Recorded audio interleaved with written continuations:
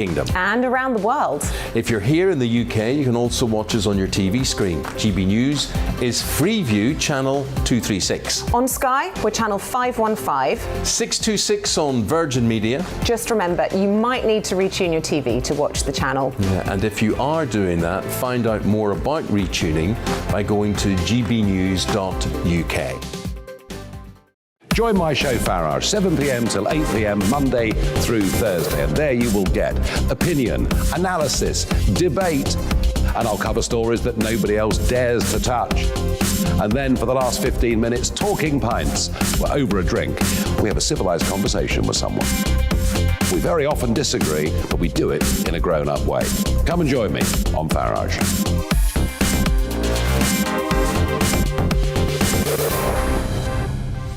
I'm Dan Wootton. Join me Monday to Thursday from 9 to 11 for the feistiest and most fun news debate on TV, where free speech reigns. I'll bring you a sharp take on the day's biggest stories, bombshell newsmaker interviews, and A-list guests. And I guarantee you, no spin, no bias, no censorship, and no reason to go to bed. That's Dan Wootton tonight, Monday to Thursdays from 9 on GB News. Hello there, I'm Eamon Holmes. And I'm Isabel Webster. And we hope you can join us for Breakfast with Eamon. And Isabel. You make me laugh out loud, belly laugh. Is that important first thing in the morning? Yeah, absolutely. And there's me trying to be deadly serious. News is a serious business. Yeah, I have to rein you in sometimes. Well, it doesn't stop us laughing at it. It doesn't stop us having an opinion on what's going on. Yeah. And it certainly will not stop us reflecting what you think. Weekdays from 6 to 9:30 on GB News.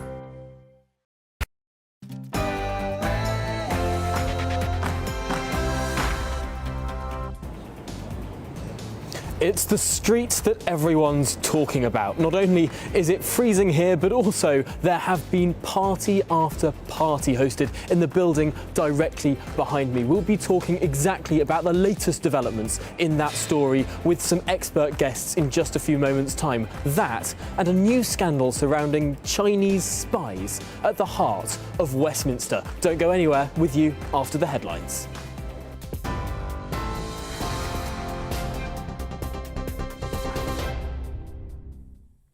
Good morning, it's 9:33. I'm Rhiannon Jones in the GB newsroom.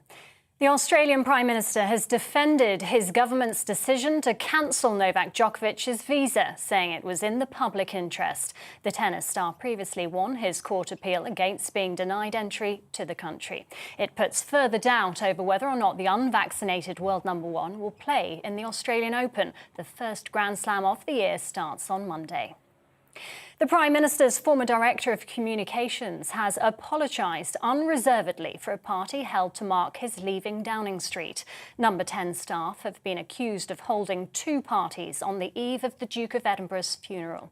Downing Street says Boris Johnson wasn't at either gathering and was away from home at the time. But Shadow Attorney General for England and Wales, Emily Thornberry, told GB News the Prime Minister should have enforced the rules. The rules apply to everybody equally. That's what the rule of law is about. It isn't just rules for some people and the leadership don't need to worry about it. It applies to everyone. No one is so grand, Boris Johnson, that the rules don't apply to them. And he should not have been having parties at number 10, and the staff at number 10 should not have thought that it was okay to have parties even when he wasn't there. They wouldn't have had a party if they thought that Boris Johnson didn't approve of it. Virginia Giuffre says she's pleased a judge has ruled her civil sex abuse case against the Duke of York can go ahead. Ms Giuffre says she wants to expose the truth. Prince Andrew denies all of the allegations against him. It's after the Duke was stripped of his royal patronages and military titles. The Foreign Office has raised concerns with the Chinese ambassador after MI5 warned an agent has been interfering in UK politics. China has denied the allegations, saying it had no need to buy influence in any foreign parliament. Security Minister Damien Hines told GB News MI5 issued the alert to put a stop to the spy's activities. The UK's economy returned to above pre-pandemic levels in November. That's before the Omicron variant hit. Official figures show GDP rose by 0.9%, more than 0.5% higher than predicted. The construction sector saw some of the greatest growth thanks to dry weather. 25 charities have written to the Prime Minister calling for urgent action to tackle the energy bill crisis. Charities including Save the Children and Age UK warn emergency funding is needed. The warning comes as fuel poverty looks likely to increase from 4 to 6 million households. Pothole-related breakdowns have reached a 3-year high. The RAC says it received over 10,000 call-outs for problems caused by damaged road surfaces last year. That's 19% more than in 2020. TV online and DAB+ radio, this is GB News. Now it's back to Tom and the briefing.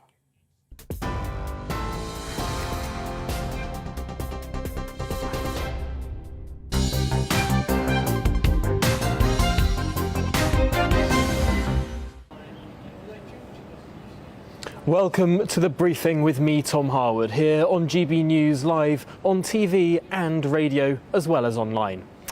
Well, it was here in this street that not one, not two, not three, but a host, maybe even a dozen parties are being alleged to have been held while the UK was under various forms of restrictions. Setting the rules from this street, but not necessarily following them. That is the charge laid at the Prime Minister, a Prime Minister under enormous pressure. 5 of his own MPs now calling for him to resign. A report being awaited on. Sue Gray expected to report at the start of next week, uncovering exactly what has been going on, and we await that report with great interest. But that doesn't mean that the speculation and the fallout hasn't already begun. The Labour Party is calling on the Prime Minister to resign. Sir Keir Starmer said as much on Wednesday at Prime Minister's questions, and his MPs have been expressing the anger felt not only in the House of Commons but across the country. Well, let's speak to one of those Labour MPs now. Lloyd Russell-Moyle is the Member of Parliament for Brighton Kempton and can join me. Welcome to the programme, Lloyd. First of all, let's discuss this new allegation that appeared in the Daily Telegraph last night, this morning. 2 new parties in April 2021. Well, if the Prime Minister was there or not is, I think, at this point irrelevant. What has become clear is there was a culture set in 10 Downing Street that you could host boozy parties there late on until the night. This one is, I think it was 2 parties that then merged into one in the garden. And I think if it was a one-off, people would be more sympathetic. But we know, of course, the Prime Minister himself attended a previous one where he says that he thought it was a business meeting, but was sitting on a table with bottles of wine and glasses of wine. A strange kind of business meeting, if you ask me. But so I think that this is another nail in the coffin of the Prime Minister's leadership. The question is now for the Conservative Party, do you drag the Prime Minister out sooner or later? Do you allow him to cause more embarrassment to this country because it might be politically advantageous for competitors to wait a little while, or do you do the right thing for the country and replace him? Now, of course, Number 10 have said that the Prime Minister was not there on that Friday night in April 2021. He was off at Chequers. There are tweets on his Twitter timeline that corroborate that story. In your mind, does that ameliorate to some extent the scandal emanating from these parties, even if a member of staff was acting as a DJ in the basement of this building? Well, the Prime Minister might not have been at this particular party, but we know he was at other parties. I actually believe the Prime Minister on this account, even though we know he's a recorded liar. And I say that because he said to 10 Downing Street there was no party or gathering to Parliament, that there was no party or gathering in 10 Downing Street, and then he had to come and apologise to Parliament only this week. So we know he's a liar. But on this occasion, I suspect he's correct that he wasn't there.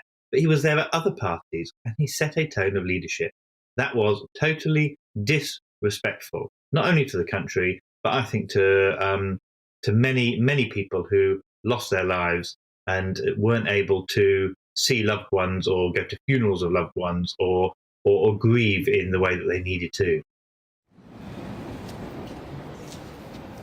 Now, at the time of the revelations over those Christmas parties of the Allegra Stratton video, Sir Keir Starmer appeared in broadcast media saying that he wouldn't be calling for the resignation of the Prime Minister because he didn't think the Prime Minister would accept that resignation. What has changed between December 2021 and January 2022? Well, the difference is the opposition always want the Prime Minister to resign, but we want all of the government to resign.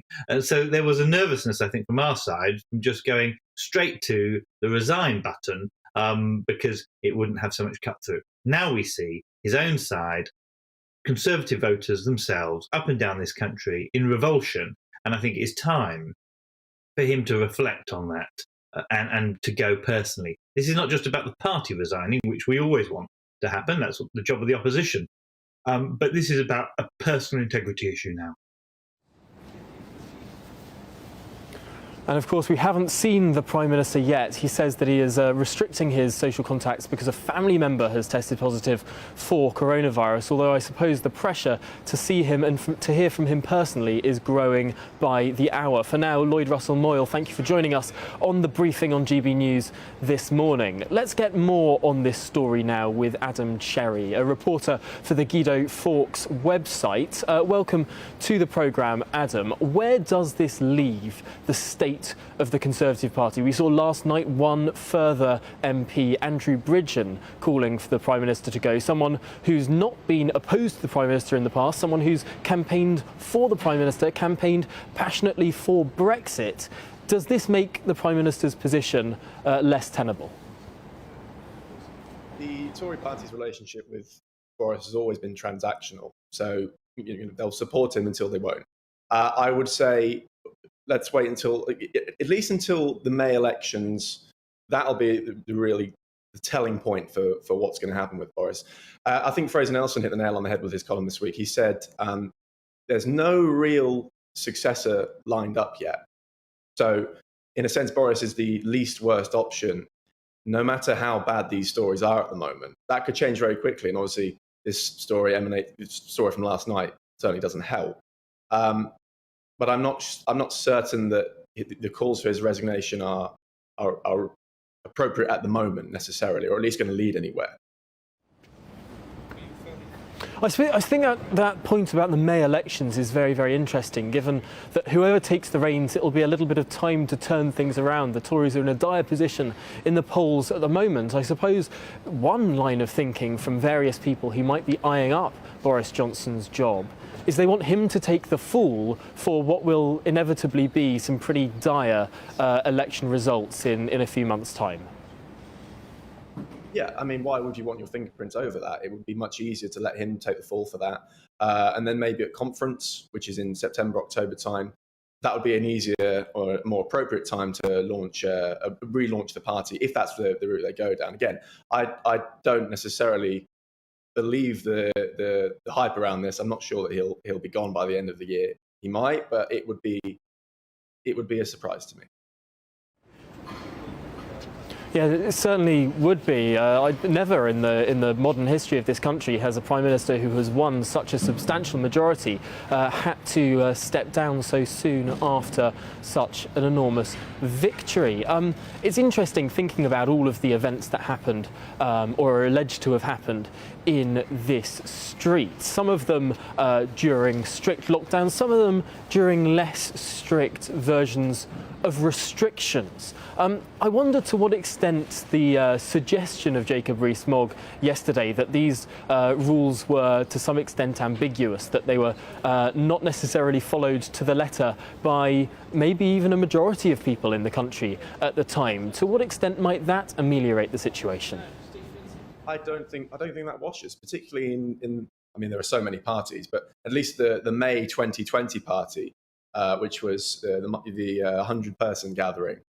At the time, the law was pretty clear, and we were in full lockdown.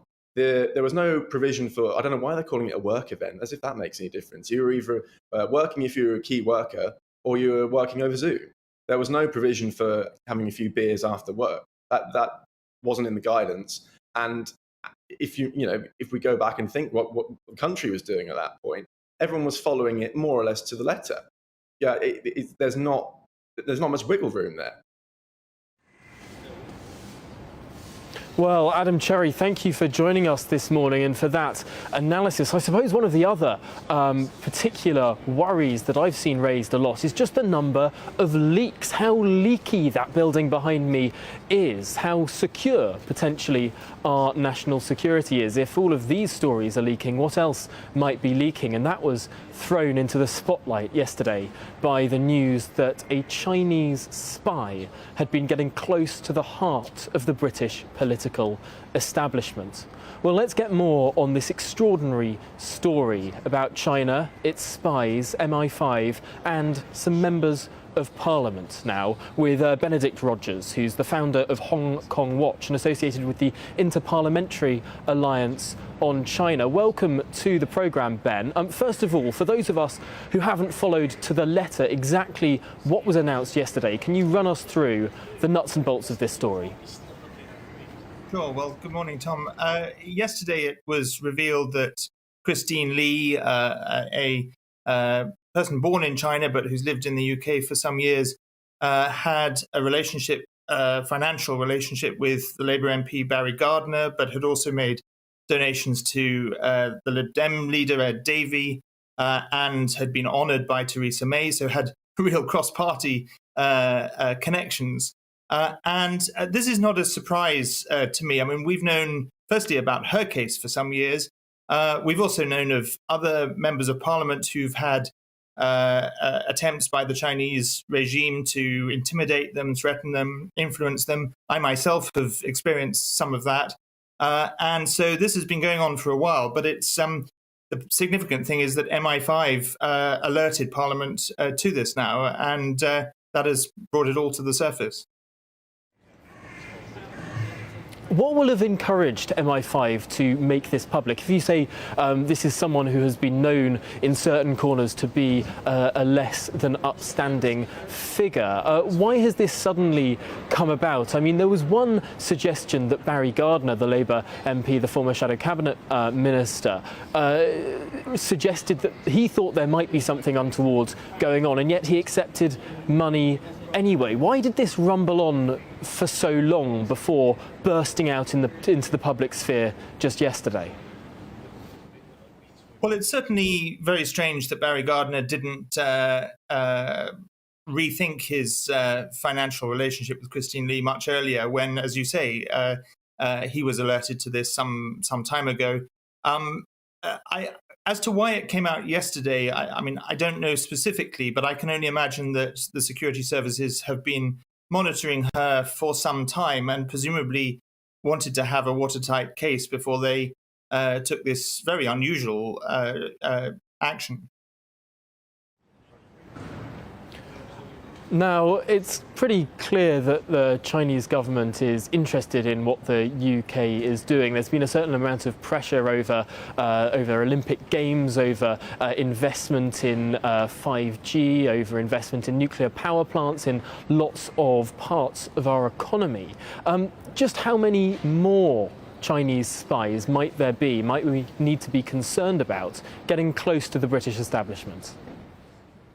Yeah, we can definitely assume that there are others. I can't put a number on it, but I mean, I know from my own personal experience, for example, a few years ago, I can count at least 4 different MPs who on 4 different occasions were lobbied by the Chinese embassy specifically to ask me to stop talking about human rights in China and Hong Kong. Now, those MPs, to their credit, merely alerted me to the fact that they'd been lobbied. They didn't try to silence me.